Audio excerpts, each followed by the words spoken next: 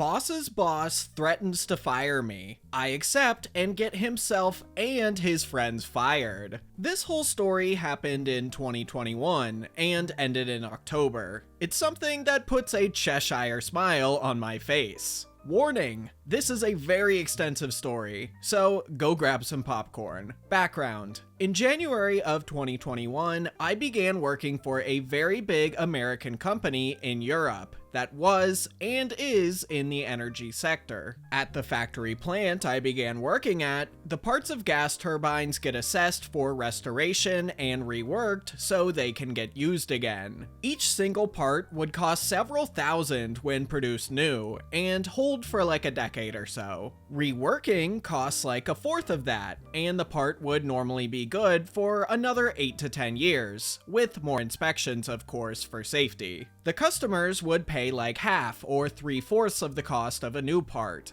And since we talk 2 to 8K per single part, and a gas turbine containing thousands of pieces, we speak several million for each gas turbine. Customers would save a good chunk, and of course, the company was sitting on a golden goose. Over the decades, that meant that the facility where the stuff was reworked had an absolute uncontested income, without much competition, since the parts were their own design and production, and a win-win for the customer and company. Over time, that led to a problem, that competence, invention, or even honesty were not needed by the management of the facility anymore. As long as the workers stuck to the already developed and tested processes and did their job, money would keep flowing in, regardless of what the office did or did not. You can see where this is going. Setup. So, I was hired there as part of quality control. Specifically, I was to operate a 3D computer-managed measuring machine. Gas turbines get, as you can imagine, pretty hot and spin fast. A decade of heat combined with dynamic stress has the nasty habit of deforming stuff. Can't have that for sure, so you have to measure the stuff really precisely so that the production knows what section of which piece needs reworking, or if a piece is too out of form to be used again at all. The operation of such a machine is not too complicated. Put the piece into the bracket, clamp it down, load the correct model, and start the program. You get the measurement report then as a text file, Excel sheet, and PDF.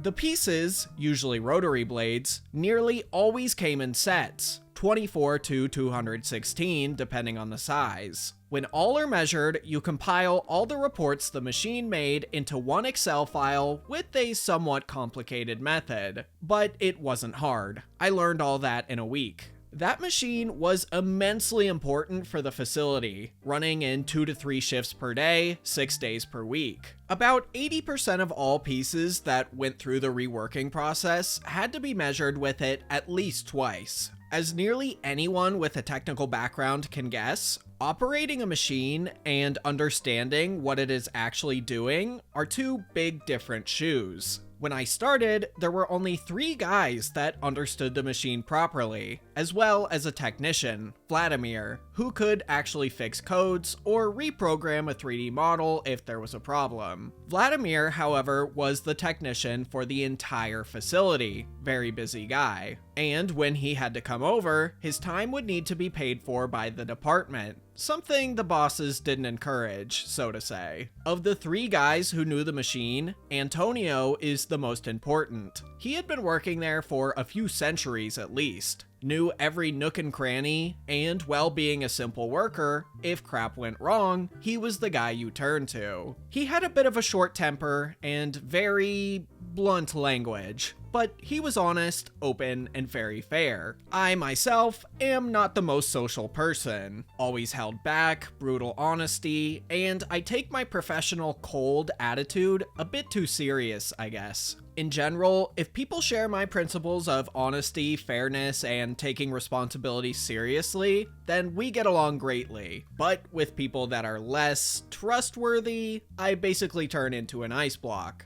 Not perfect, I know, but hey, I don't work in retail for good reason. So the thing is, despite some heated arguments, Antonio and I got along swimmingly. What no one knew was that Antonio had, over the decades, collected such a backlog of days off, overtime and whatnot, that he could retire 2 years early, and he was 63. He had decided to groom me as his successor, and began teaching me every little detail about the measuring machine. How to fix stuff, how to do proper maintenance, why it did certain stuff, and so on. He was a perfectionist, but so am I, so I really appreciated it. What I noticed in my first week in the company was the biggest problem there. The facility had a massive problem with cliques, clans, and little circles. If you were part of the correct clique, you could do what you want and remain untouchable. If you aren't, well, your credit goes to anyone but you, and you are a fine scapegoat if anything goes wrong. I didn't care much about it, to be honest. I'm a bit of a rule fanatic and stick to them even when everyone else ignores them. For me, this was a well-paying job with a horrible commute, 1 3/4 hours in one direction, so I wanted to stay there for as long as I could, earn my money, and then just take the next job. There was a fourth guy who was operating the machine. I don't remember his name, so let's call him Igor. Igor was part of the same clique as my boss, Manuel, my boss's boss, Freddie, and of course, his own boss, Boris, who was also his brother. He was working the measuring machine simply because it was the most comfortable job he could perform. He was usually doing the night shift, as those paid extra. He occasionally took the late shift, well, I always took the early one. It was the least popular due to start at 6 a.m., but I liked going home at 3 p.m. Igor was, well, as a light bulb, he was like a wet match in a dark basement somewhere in a black hole. I might be a bit too harsh on him now, but that was all I ever got to see from him. He was also pretty lazy, rude, and arrogant. After all, he had an untouchable status due to his brother's best friend being the boss of the entire assessment department. The actual story. A good 6 months after I started, there was the first incident with the measuring machine. We received the material in pallets, and it was a firm rule that the rotary blades had to be sorted in numerical order. Each had a serial number and a set number. Stuff went a ton faster and easier if it was sorted clean, 1 through 82 or whatever the set went up to. Occasionally, an order, which were usually 2 to 4 pallets, would arrive unsorted at the measuring machine.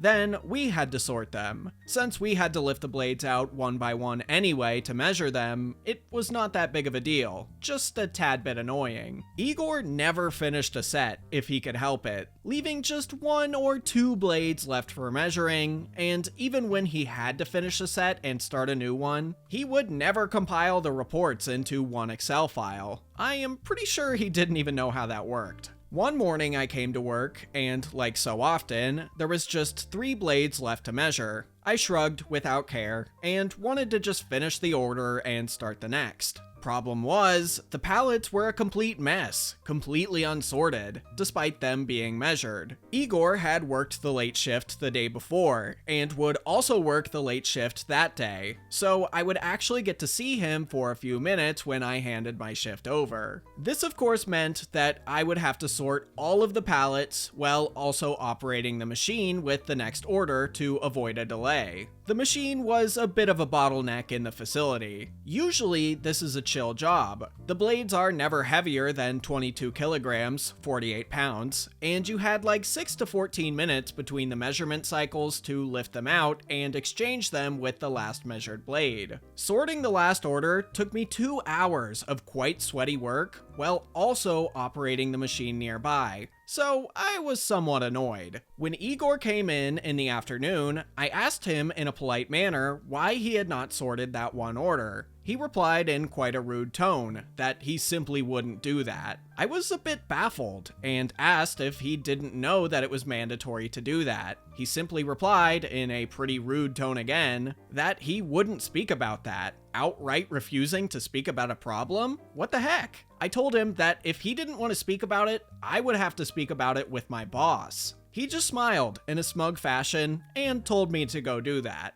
Well, I did just that. I asked my boss about it in the fashion of, hey, I thought we were supposed to sort that stuff. Or did we change that? This led to a four-way talk with me, my boss, Igor, as well as Boris. Boris was not happy at all, and my boss was rather embarrassed, because it was all clear that I was correct, but neither of them wanted to admit that their friend had done anything wrong. I did my usual ice block impression, showing a blank face, replying in very accurate and short words, and staying all polite and professional. It came out rather inconclusive, with a kind request that we should please sort the pallets if they came in as a mess. Igor just shrugged, and it was clear that he didn't care. It happened 3 more times that stuff came in unsorted, but Igor managed to avoid doing it ever. Strike 1 out of 3. 6 weeks later, there was the second incident. Every morning before I started, I would maintain the machine like Antonio had shown me to do, cleaning everything, rubbing special liquid into the stone, and so on. One morning, I came in and set the machine to manual mode, like every morning, so that I could run the arch to the end of the thread for maintenance. A second later, I hear a grinding noise and instantly stop the machine. The arch was a air cushion based runner, kinda like a hovercraft, as where the bottom of the arch would always remain a tiny bit above the surface to ensure minimum vibration. So a grinding sound is really, really bad. I quickly inspected the thread and found quite a deep crater in the stone surface, maybe 2 to 3 centimeters deep, an inch, and wide. That was enough for the air cushion to lose pressure, so the arch was sliding over the stone surface of the thread. This inspection also revealed scratches along nearly the entire length of the thread, so it was pretty clear that the machine had been running with this crater for a good bit. I immediately shut down the machine and informed Vladimir, as well as my boss, that some big crap was going on here. I also took pictures of the damage with timestamps, just out of my usual paranoia. The machine was put out of commission, as the arch had taken damage, the entire stone tread had to be reworked,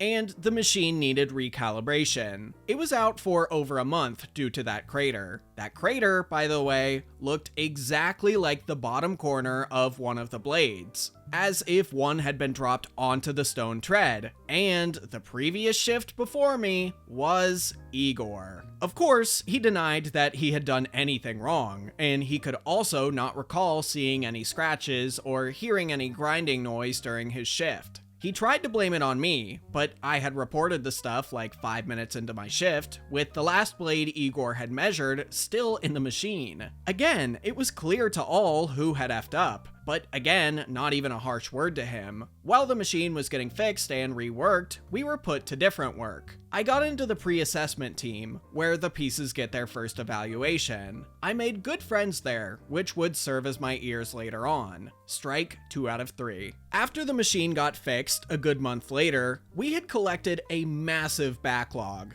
to the point that the other departments who did the repair were struggling to find something to do that didn't need measurements. The machine was supposed to work in 3 shifts, but Antonio had left for his 2-year vacation when the machine had been put out for repairs. And the other 2 colleagues who knew how to run and maintain the machine had left for better jobs. So it was only me and Igor by then, with me working quite some overtime for good pay. All BS aside, hourly wage was really proper. One morning, I noticed something pretty weird. The order I had just started the previous afternoon was still not finished. Again, with just 2 blades remaining. Every measurement report has a timestamp, which I quickly had a look into. The measurement cycle for these was like 3 minutes plus 1 minute exchanging one blade for the next. For some reason, the measurement reports from Igor's shift had like 10 to 15 minute gaps in between, some even half an hour. Igor was still around, as he had had the night shift. I knew he was a bit of a slacker, but these gaps were quite big, so I first thought there had been some trouble with the machine. I asked him if he had any trouble with the machine last night, and he snapped at me that all had been fine. I asked if he was sure, and he, in return, inquired why I asked. I told him that there were some quite heavy gaps in between the measurement report, and that I couldn't find any error messages or sudden stops or such. Igor looked at those timestamps for a moment, back at me, and just shrugged before he went home. That would have been the end of it, if it wouldn't have been even stranger the next shift, Monday. I had for once not worked on Saturday, so Igor had 3 shifts in since I had last clocked out. I came in as usual, did the maintenance and cleaning, and wanted to check how far along he had gotten. 4 orders had gone through since my last shift, so I assumed that, as usual, I would have to compile the reports. But there were none. I was pretty confused, searching the orders numbers, checking the machine protocol, and all. The measuring machine had been running over the weekend, with no shutdown or restart visible in the log, but also no measurement reports at all. I called Vladimir, as 4 orders worth of reports missing is a big deal. According to the rules, I also informed my boss that the machine was at a standstill due to technical issues. Both Vladimir and my boss came into the measuring room, and we 3 searched for the problem. It took us a while to figure it out, simply to it being absolutely not expected. Someone had turned off the output of the machine, maybe to avoid the timestamps. This again caused quite some ruckus, as all 4 orders had to be measured again with reports, and production was really struggling now to have something to work on. Again, all clear who had effed up, and finally, Freddy had enough. But not of Igor. The ProRevenge. The afternoon of the same day, Freddy, the boss of the entire assessment department, came into my measuring room. Nice expensive suit, tie, polished shoes, and went straight to my face. I was currently sitting in my chair, compiling the results of the remeasured first order, when he stood before me, giving me no room to get up. He looked down at me and snapped at me that he was sick and tired of me bullying my coworkers. He handed me a letter, which were the signed papers of my contract's termination, signed by him, of course. He informed me that I had exactly 2 options now. I could either promise to do better, apologize to my coworker Igor, and admit I was at fault, or I would be fired immediately. Well, the good thing of being bullied and terrorized for most of your childhood is you learn to keep a cool head under stress. So I reined in my first urge to discuss with him or to tell him that what he was threatening was illegal. Instead, I took the letter and read through it before nodding a few times. Due to my cold professional attitude, I was known for often remaining silent. So he took my nods as my compliance. He informed me that he awaited my written apology before 2 p.m. All of the bosses went home by 2 p.m. and came in around 8 or 9. Well, when he turned around and marched out with a smug grin, he left me with a termination letter with his signature on it. Fun fact, when both parties agree to it, a contract can be canceled immediately without any further responsibilities, besides paying for already issued hours, which go directly through human resources via the electronic timestamps of our clocking. I had 2 hours left until his deadline, and I spent it to carefully clean my workplace, make a backup of my work laptop according to the rules, and then, also according to the rules, clean the hard drive completely. The backup was put into the assigned server with all data correctly named and compiled. But of course, the server for backup data is marked as unsearchable, as to avoid your search list getting too cluttered after all the same part types came in again and again, with the same material numbers of course. If you know the rules and know where to search, you would find the stuff within 20 seconds. If not, well, good luck, mate. It's only like 10 terabytes or so. I made a copy of the termination paper, signed by now me too, and sent them to my email, which was allowed, put the original back into the envelope, and packed my things up. Then I went up to the office, envelope in hand. The big boss showed his smug smile again the moment he saw me, but was quickly confused when he saw me with my laptop, work phone, and all that too. I handed him the letter, offered a polite nod, and turned around again. He shouted where the heck I was going, him still holding the envelope in his hand.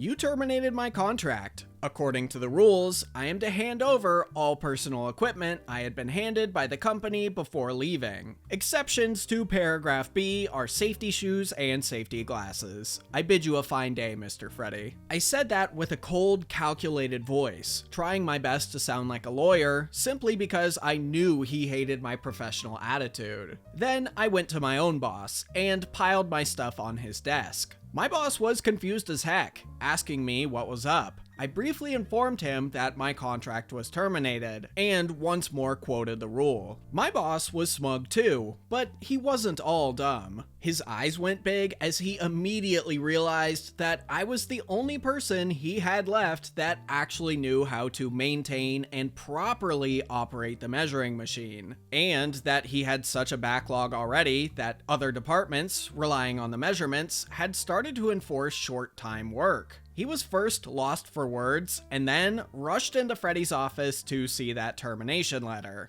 Meanwhile, I changed my clothes in the locker room, went to the gate, and asked the security guards to please have a full inspection of my person and my backpack. This was also a regulation for personnel that were terminated on short notice. And while the security guards were pretty baffled that I asked to be searched, they complied. They searched me fully and handed me a written confirmation that I had nothing on me that belonged to the company. My now ex-boss tried to call me all the time on my way home, but I dislike having phone calls in public transport, so I simply muted them and continued reading my book until I got home. There, 4 p.m. by now, so well past his own time to go home, I finally answered his call. He tried to convince me that I needed this job and that all this could be sorted out. My reply, I will have a new job within a week. You will need to take at least a month to train someone new on that machine. If you had anyone that could train a new person, I'll tell you what, give me a solid contract with triple the pay and I come back. Oh, and I want a written apology from Freddy too, as well as my piece when working. He told me that I was completely unreasonable with such demands. Again, me. So, to get this clear, 3 times I discover massive BS happening. 3 times you guys try to heap the blame on me, and then you guys literally try to humiliate me, and Freddy does actually fire me. And you want me to be reasonable? Well, guess it would be reasonable then to just ignore you. I hung up then, and blocked his number, as well as any other number with which he would try to call me on later. The aftermath.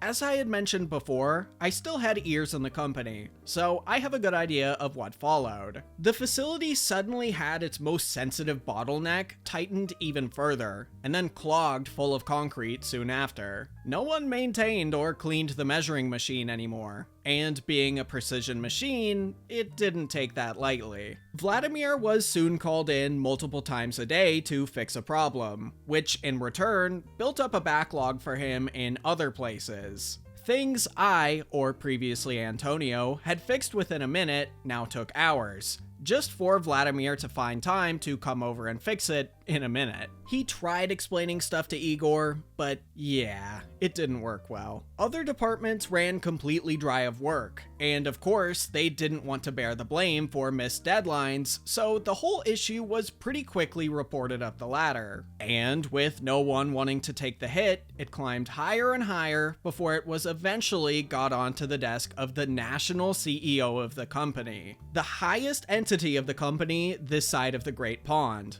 I found that out via a friend in HR. What followed was the arrival of the proverbial kill squad. You know, the modern equivalent to an executor. A bunch of guys in very tight suits, no sense of humor, cold eyes, and the strict command to find someone's head to put on a silver plate. As far as I heard, even a prosecutor from the USA was among them. I was called by the company a month later, asking if I could come in for an interview. Not a job interview, mind you, but they asked me to give my statement on the whole affair. This wasn't a legal thing, and they had no way to force me to make a statement, as it was an internal investigation. investigation, but I still happily complied and even gave my signature that I told the truth. I gave them the entire story, as accurately as I could, and openly admitted what I didn't know or where I was only guessing. They thanked me and apologized. Honestly, I felt that they could not pay me for the time they took from me due to legal reasons. I was all fine with that and went home. Igor got fired for careless neglectance. His brother Boris likewise got the immediate boot in the butt. My boss went down under as well. He and Boris were fired for mismanagement. Their boss, however, Freddie, he got not only fired, but dragged in front of court. No idea how that went down, as he was dragged to the US. But given how ridiculous that justice system is, and that he had been designated as a scapegoat by one of the biggest companies worldwide, I wouldn't be surprised if he had to hold very tightly onto the soap for a good while. The entire facility went firmly in the red for that year, due to nearly all contracted reworks missing deadlines, which means a daily fee of tens of thousands per contract. My ears in the company soon sought new jobs, despite in one case being there for 20 years. Last I heard, the company had to contract the producer of the measurement machine to train new employees how to operate it properly. I had asked for triple my pay. Well, those guys were more like triple the zeros at the end.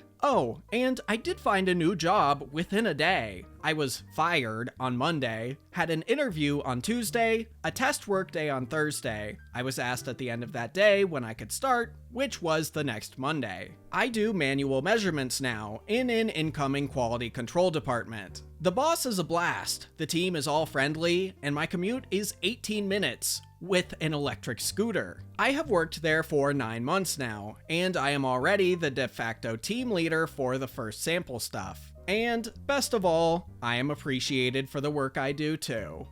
This might be the longest story I've ever read, but I'd say it was worth the wait. Honestly, I think things turned out perfectly for OP, because I know if I was them, I could not be doing a nearly 2-hour commute back and forth every day for a job where everyone hates me. But not as much as my vocal cords hate me right now, so I'm gonna go give them a rest, and I will see you next time.